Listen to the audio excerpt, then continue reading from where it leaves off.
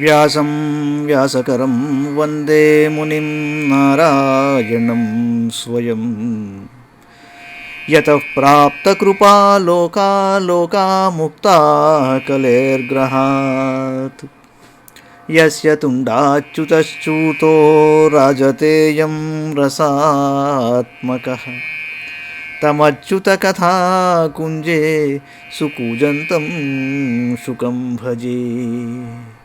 శ్రీధరం శ్రీధరం వందే శ్రీధరైకపరాయణం. శ్రీధరం శ్రీధరం వందే శ్రీధరైకపరాయణం. యస్యైవ శ్రీప్రసాదేన శ్రీధరేయం కృతిః కృతా. రాధాభక్తిర్హరిర్జ్ఞానం తాభ్యాం yeah చ సమన్వితా తాం శ్రీభాగవతీం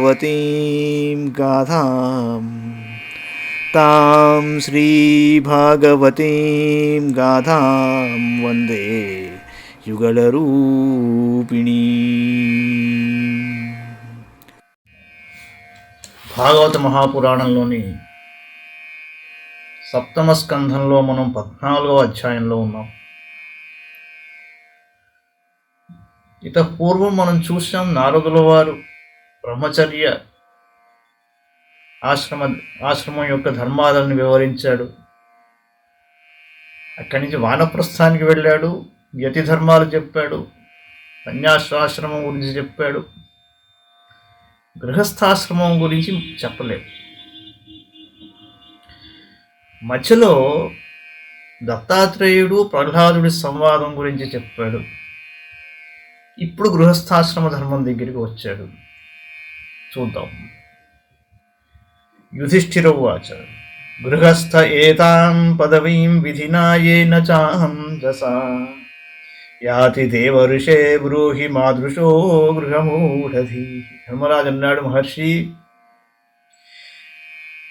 గృహాసక్తులైన మా వంటి గృహస్థులు సులభంగా ఏ విధానం ద్వారా ఈ పదవిని పొందగలరో దయతో తెలుపుము అన్నాడు. నారదోవాచ గృహేష్వస్థితో రాజన్ క్రియాః కుర్వన్ గృహోచితాః వాసుదేవార్పణం సాక్షాదుపాసీత మహాముని.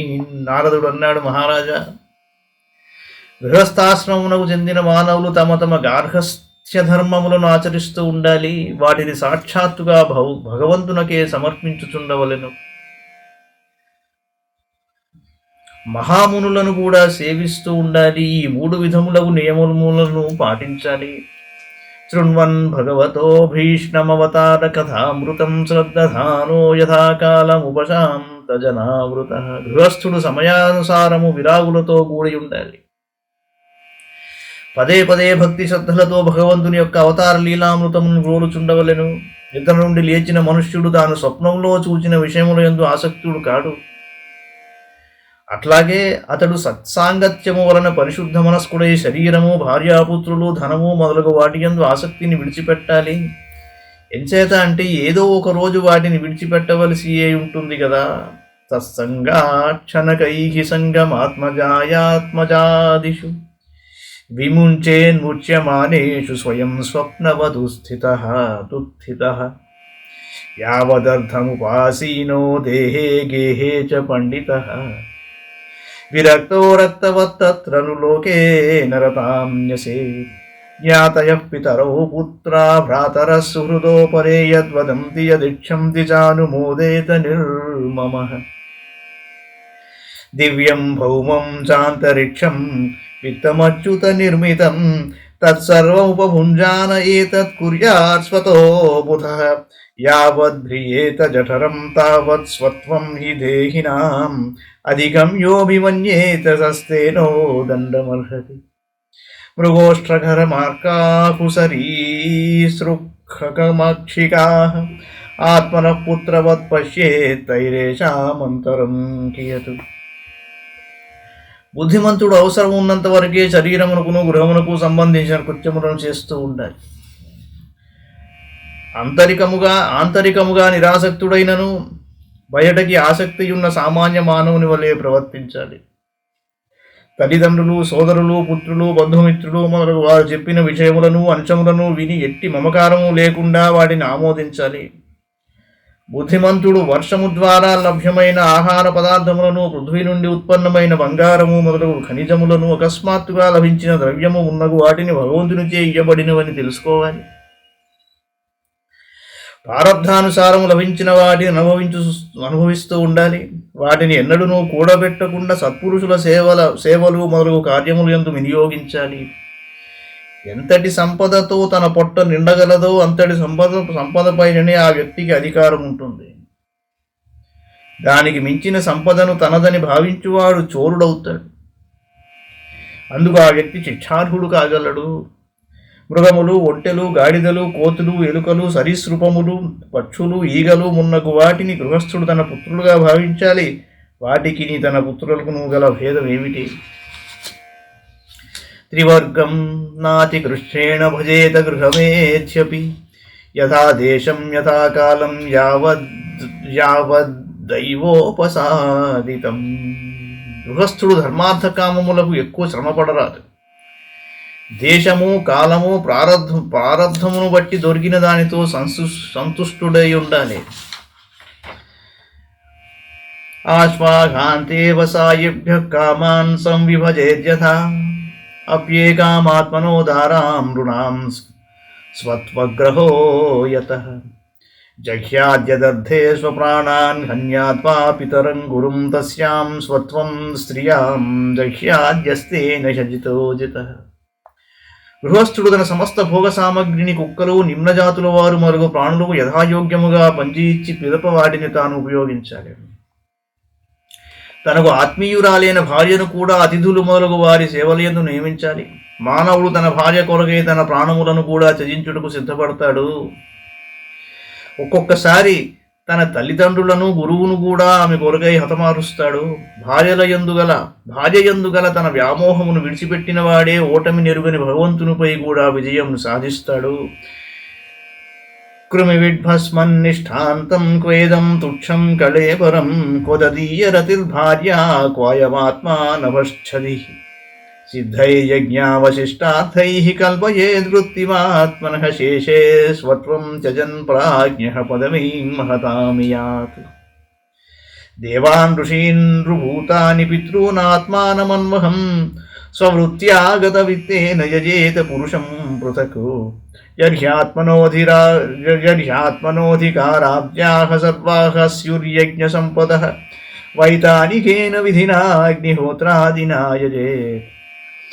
నగ్నిముఖతోయం వై భగవాన్ సర్వయజ్ఞభుగ్యుజ్యేత హవిషా రాజన్ యథా విప్రముఖే హుతైః. తుదకు క్రిములు, మలము, బూడిద రాశిగా మార్పును చెందునట్టి తుచ్చమగు ఈ శరీరం ఎక్కడ? ఆ శరీరముందు ప్రీతికర భార్య ఎక్కడ? ఆకాశం వలె వీటన్నిటికీ అతీతమైన ఆత్మ ఎక్కడ? ఆకాశం వలె వీటన్నిటికీ అతీతమైన ఆత్మ ఎక్కడ? గృహస్థుడు తన ప్రారబ్ధము మేరకు ప్రాప్తించిన ఆహార పదార్థములను పంచయజ్ఞములకు వినియోగించిన తరువాత మిగిలిన దానితో తన జీవితాన్ని గడపాలి. అంతేగాని ప్రాజ్ఞుడు దేనిపైనను ఇది నాది అనుభావం కలిగి ఉండరాదు. అప్పుడు అతనికి సత్పురుషులు పొందు పదవి లభింపగలదు. గృహస్థుడు తన వర్ణాశ్రమ ధర్మముల ద్వారా ప్రాప్తించిన సంపదతో ప్రతిదినము దేవతలు, ఋషులు, మనుష్యులు, ప్రాణులు, పితృగణములు, ఇతర ప్రాణులు మొదలగు వాటిని తృప్తిపరుచుట ద్వారా ఆరాధించాలి. అలాగే తన ఆత్మను కూడా సేవించాలి. తద్వారా వేర్వేరు రూపములలో గల భగవంతుని ఆరాధించినట్లగును. గృహస్థుడు తన యోగ్యతను అనుసరించి యజ్ఞములకు అవసరమగు వస్తువులను అన్నింటినీ సమకూర్చుకొనగలిగినప్పుడే గొప్ప గొప్ప యజ్ఞముల ద్వారా, అగ్నిహోత్రాదుల ద్వారా భగవంతుని ఆరాధించాలి. ధర్మరాజా, సకల యజ్ఞములకును భోక్త భగవంతుడే. కానీ బ్రాహ్మణుని ముఖం ద్వారా అర్పింపబడిన హవిష్యాన్నముతో తృప్తిపడినంతగా అగ్ని ద్వారా సమర్పించిన హవిస్సు ద్వారా పరమాత్మ తృప్తి చెందడు. తస్మాత్ బ్రాహ్మణ దేవేషు మత్యాదిషు యథార్హతః తైస్తైః కామైర్యజస్వైనం క్షేత్రజ్ఞం బ్రహ్మణానను కుర్యాదపరపక్షీయం మాసి ప్రౌష్ఠపదే ద్విజః శ్రాద్ధం పిత్రోర్యథా విత్తం తద్బంధూనాం చ విత్తవాన్ అయనే విషువే కుర్యాద్యతిపాతే దినక్షయే చంద్రాదిత్యోపరాగే చ ద్వాదశీ శ్రవణేషు చ తృతీయాయాం శుక్లపక్షే నవమ్యామధ కార్తికే చతసృష్వస్యష్టకాసు చతసృష్వస్యష్టకాసు హేమంతే శిశిరే తథా మాఘే చ సప్తమ్యాం మఘారాకా సమాగమే రాకయా చానుమత్యా వా మాసర్క్షాణి యుతాన్యపి ద్వాదశ్యామనురాధాస్యాశ్రవణస్తిస్ర ఉత్తరాః త్రిసుష్వేకాదశీ వాసు జన్మర్క్షశ్రోణయోగయుక్ తయేతే శ్రేయసః కాలానునాం శ్రేయో వివర్ధనాః కుర్యాత్ సర్వాత్మనైతేషు శ్రేయో మోఘం దదాయుషః येषु स्नानं जपो होमो व्रतं देवद्विजार्चनं पितृदेवनृभूतेभ्यो यद्दत्तं तज्जनश्वरं संस्कारकालो जायाय अपत्यस्यात्मनस्तथा ప్రేతసంసామృతాశ్చ కర్మణ్యభ్యుదయే నృప. అందువలన బ్రాహ్మణులు దేవతలు మనుష్యులు మున్నగు ప్రాణుల యందు అంతర్యామి రూపంలో విరాజిల్లుచున్న భగవంతుని యథాయోగ్యంగా ఉపయుక్తములైన పదార్థముల ద్వారా పూజించాలి. వీరిలో బ్రాహ్మణులే ముఖ్యులు. ధనికుడైన బ్రాహ్మణుడు తన యొద్దనున్న ద్రవ్యమును అనుసరించి భాద్రపద మాసమునందుని కృష్ణపక్షమున తన తల్లిదండ్రులకును అట్లే ఇతర బంధువులకును మహాలయ శ్రాద్ధమును ఆచరించాలి. ఇదిగాక అయనములు కర్కాటక మకర సంక్రాంతులు, విషువత్తులు తులా మేష సంక్రాంతులు, వ్యతిపాతము దినక్షయము చంద్రగ్రహణ సూర్యగ్రహణ సమయములు, శ్రవణము ధనిష్ఠ అనురాధ నక్షత్రములతో కూడిన ద్వాదశి వైశాఖ శుక్ల తృతీయ అక్షయ తృతీయ కార్తీక శుక్ల నవమి, హేమంత శిశిర ఋతువులలోని మార్గశిర పుష్య మాఘ ఫాల్గుణ మాసములలో కృష్ణపక్షములలో గల 4 అష్టములు, మాఘ శుక్ల సప్తమి మఖానక్షత్రంతో కూడిన పూర్ణిమ, మాస నక్షత్రములతో కూడిన శుక్ల చతుర్దశి పూర్ణిమలు, అనురాధ శ్రవణము, ఉత్తర ఫల్గుని ఉత్తరాషాఢ ఉత్తరాభాద్రలతో కూడిన ద్వాదశి, ఉత్తర ఫల్గుని ఉత్తరాషాఢ ఉత్తరాభాద్ర జన్మ నక్షత్రము శ్రవణములతో కూడిన ఏకాదశి. ఈ దినములందు పితృశ్రాద్ధములను ఆచరించుటకు శ్రేష్టములు. ఈ దినములు మానవులకు శుభములను వర్ధిల్లు చేయునట్టివి. మానవుడు ఈ దినముల యందు శ్రాద్ధ కార్యములనే గాక ఇతర పుణ్యకార్యములను తన శక్త్యనుసారము ఆచరించాలి. అలా చేయుట వలన అతని జీవితము సఫలమవుతుంది. ఈ దినములలో చేసిన తీర్థస్నానము, జపము, హోమము, వ్రతము, దేవబ్రాహ్మణ పూజలు, పితృశ్రాద్ధము, దేవతలకు నైవేద్యాదులను సమర్పించుట, మానవులకు దానం చేయుట, పశుపక్షాదులకు ఆహారం ఇచ్చుట అను కర్మలు అక్షయ ఫలములను ఇస్తాయి. ధర్మరాజా, భార్యకు చేసే పుంసవనము, సంతానముకు చేయు జాతకర్మ, గృహస్థులు తాము చేసుకొను యజ్ఞోపవీత ధారణము మొదలగు సంస్కార కార్యముల యందును, ప్రేత కార్యముల యందును, వార్షిక శ్రాద్ధమునందును, ఇతర శుభకర్మలు యందును చేసిన దాన ధర్మములు అక్షయ ఫలములను ఇచ్చును.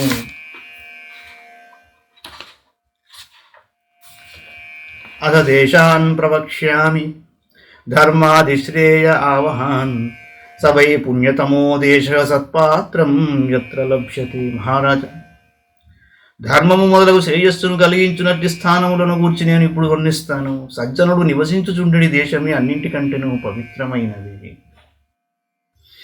బింబం భగవతో యత్ర సర్వమేత చరాచరం యత్ర బ్రాహ్మణకులం తపో విద్యాదయాన్వితం యత్ర యత్ర హరేరర్చాస దేశశ్రేయసాం పదం యత్ర గంగాదయో నద్య పురాణేషు చ విశ్రుతాః సరాంసి పుష్కరాదీని క్షేత్రాణ్యర్హాశ్రితాన్యుత కురుక్షేత్రం గయశిరః ప్రయాగః పులహాశ్రమః నైమిషం ఫాల్గుణం సేతుః ప్రభాసోధ కుశస్థలీ వారాణసీ మధుపురీ పంపా బిందుసరస్తథా నారాయణాశ్రమో నంద సీతారామాశ్రమాదయః సర్వే కులాచలా రాజన్ మహేంద్రమలయాదయః ఏతే పుణ్యతమా దేశా హరేరర్చాశ్రితాశ్చ ఏతాన్ దేశాన్ నిషేవేత శ్రేయస్కామో శభీష్ణశః ధర్మో యత్రే హితః పుంసాం సహస్రాధిఫలోదయః.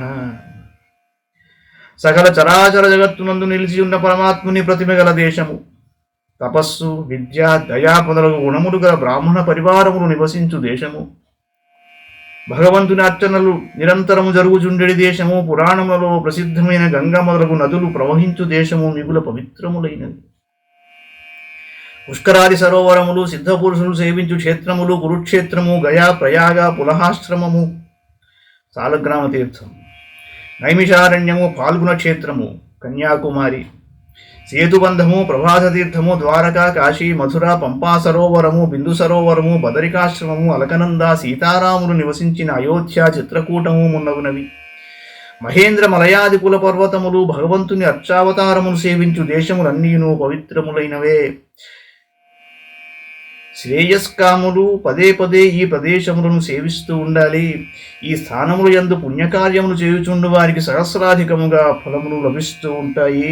పాత్రం త్వత్ర నిరుక్తం వై కవిభి పాత్ర విత్తమై హరిరే వై కౌర్వై శయన్మయం వై చరాచరం దేవర్షహస్సు వై సత్సు తత్ర బ్రహ్మాత్మజాదిషు రాజన్యదగ్ర పూజాయాన్మతః పాత్రతయాచ్యుతః జీవరాశివిరాకీర్ణాండకోశాంఘ్రిపోమహాన్ తన్మూలత్వాదచ్యుతేజ్యా సర్వజీవాత్మతర్పణం పురాణ్యనేన సృష్టాని రుతిర్యగృషి దేవతాః శేతే జీవేన రూపేణ పురేషు పురుషోఘ్యసౌ. ధర్మరాజా, పాత్రతను నిర్ణయించు విషయమున వివేకవంతులు భగవంతుడొక్కడే సత్పాత్రుడు అని పేర్కొన్నారు.